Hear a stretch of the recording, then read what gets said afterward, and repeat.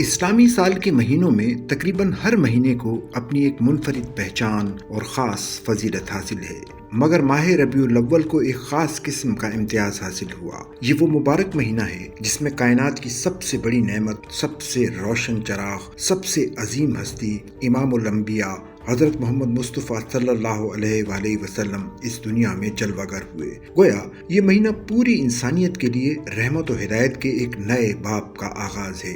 اسی نسبت سے یہ مہینہ امت مسلمہ کے دلوں کو سرور بخشتا ہے اور اہل ایمان کے جذبات کو تازگی عطا کرتا ہے۔ ربیع الاول صرف ایک تاریخی یادگار نہیں، بلکہ یہ ایمان کی تجدید اور تعلق مصطفیٰ صلی اللہ علیہ وآلہ وسلم کو تازہ کرنے کا مہینہ ہے۔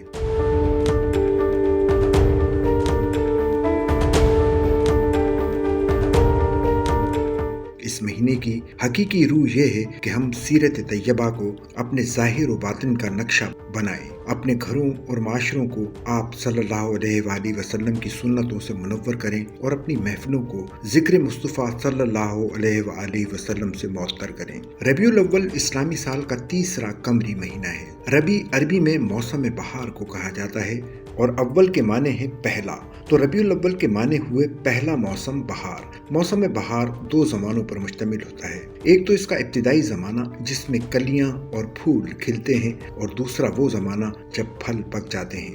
پہلے زمانے کو ربیع الاول یعنی پہلا موسم بہار، جبکہ دوسرے زمانے کو ربیع الثانی یعنی دوسرا موسم بہار کہا جاتا ہے۔ جب ان مہینوں کے یہ نام رکھے جا رہے تھے تو اس وقت بہار کے یہی موسم تھے، اور پھر بعد میں ان مہینوں کے یہی نام پڑ گئے۔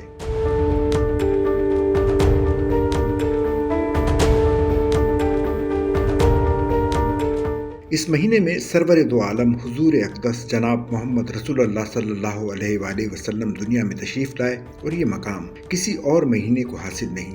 اسی لیے جب آپ صلی اللہ علیہ وآلہ وسلم سے پیر کے دن روزے کے بارے میں پوچھا گیا تو آپ صلی اللہ علیہ وآلہ وسلم نے اس کی فضیلت کی ایک وجہ یہ بیان فرمائی کہ اس دن میں پیدا ہوا۔ جب پیر کے دن روزے کو حضور صلی اللہ علیہ وآلہ وسلم کی ولادت کی وجہ سے فضیلت حاصل ہے، تو ماہ ربیع الاول کو بھی آپ صلی اللہ علیہ وآلہ وسلم کی ولادت کا مہینہ ہونے کی خاص حیثیت کے اعتبار سے سال بھر کے تمام مہینوں پر فضیلت اور فوقیت حاصل ہے۔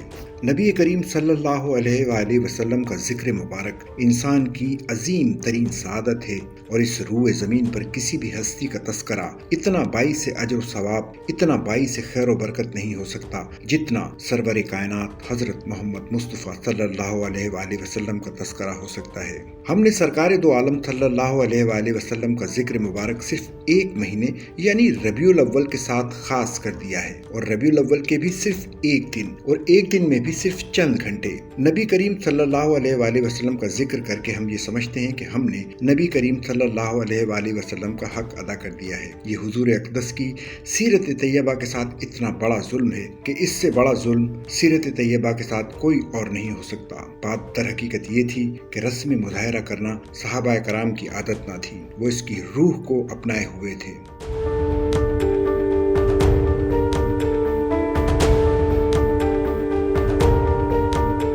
سچل نیوز نیٹ ورک کی ویڈیوز میں خوش آمدید۔ ناظرین، ویڈیو سے متعلق اپنی قیمتی رائے کا اظہار کمنٹ باکس میں ضرور کریں اور چینل کو سبسکرائب کریں۔